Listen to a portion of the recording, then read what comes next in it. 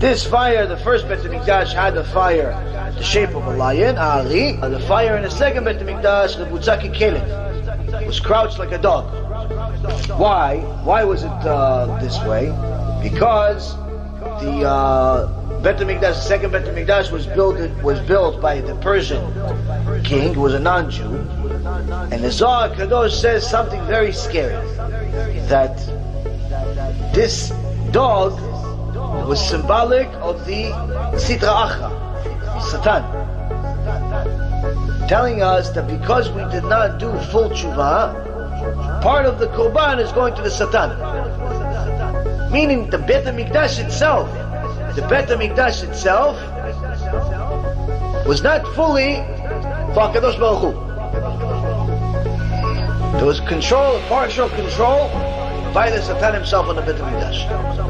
Why? HaKadosh Baruch Hu says, I didn't destroy the bricks and stones just for you to rebuild them without doing tshuva. And I didn't do it just for partial tshuva. I want full tshuva. And that's what Rabotai Yikarim is what we're here to say. We need full tshuva, not partial tshuva. It's good, it's a good start. But if you think that you can continue with partial tshuva, you're making a very big mistake. And the reason why is because somebody that knowingly sins, meaning he has gone to the point where he says, listen, I keep Shabbat, I keep Tahat Mishpacha, I keep kosher, I keep this, I keep that, I keep all these different things. But this one particular thing, I'm not going to do it.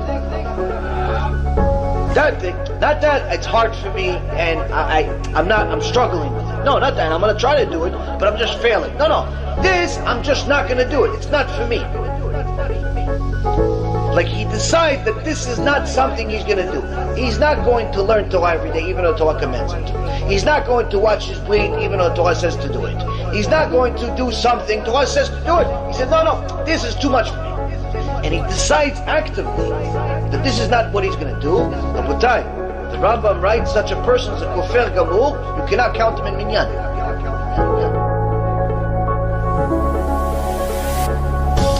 The Rambam writes something very interesting. In chapter 3, Halakha number 4, he writes, when a Jew is a kofer, apostate, who worships false deities, or desecrates Shabbat in public, we do not accept any sacrifices from him at all. Even a burnt offering that is accepted from a goy, a Gentile, is not accepted from an apostate or a mechalel Shabbat. As we learned from Leviticus 1:2, which states, a man from you who will sacrifice. According to the oral tradition, we learn that from you is not from all of you. It excludes the apostate, it excludes the mechalel Shabbat. But here the Rambam says something very interesting. He says, listen, if you believe in other gods, or you violate Shabbat, the Korban is not accepted. Wait, somebody prays to, let's say, J.C. Penney, or prays to a rabbi, or prays to, I don't know, a picture. Is the same thing as somebody that drives on Shabbat? How could this be?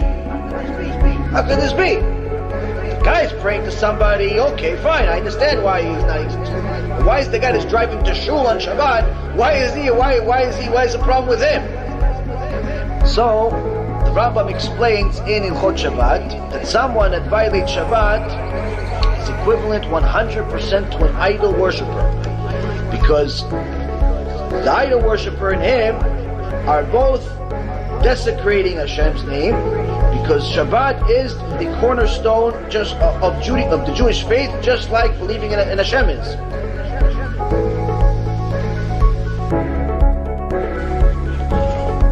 I am the man who has seen affliction by the rod of his anger. He says, I am the man who saw the worst things in the world. From here we see that Jeremiah was there witnessing all of this. He wasn't just prophesying of the future what could be. He literally witnessed people dying in the streets, millions of them. He has placed me in darkness like the eternally dead. He has walled me in so I cannot escape. So what happened when Jeremiah tried to rebuke people?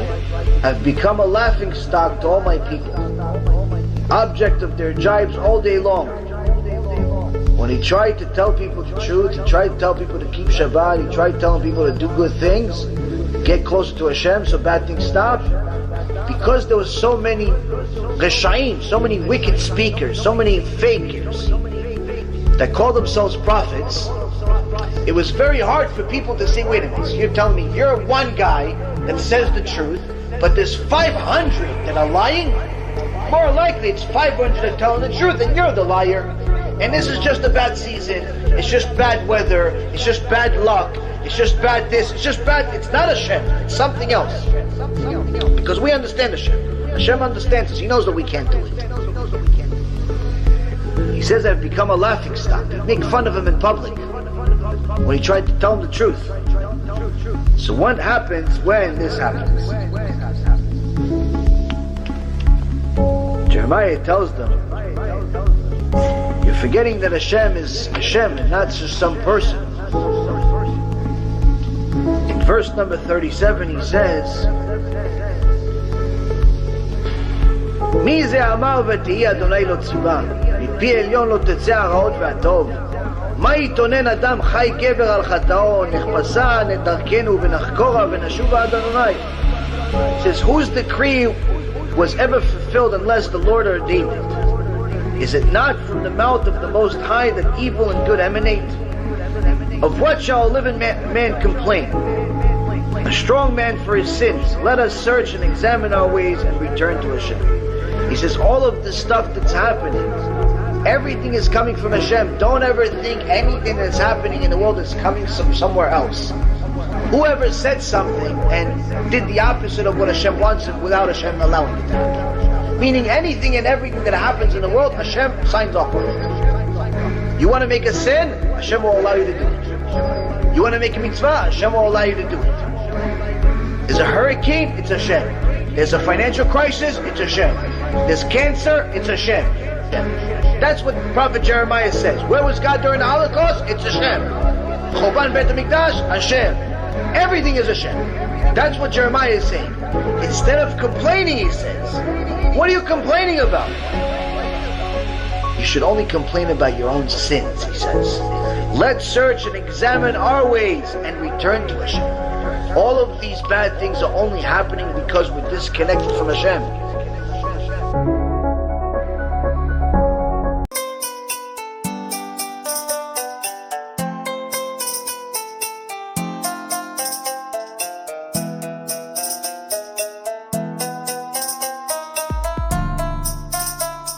Let me know what you think and make sure to share it because other people need to learn too.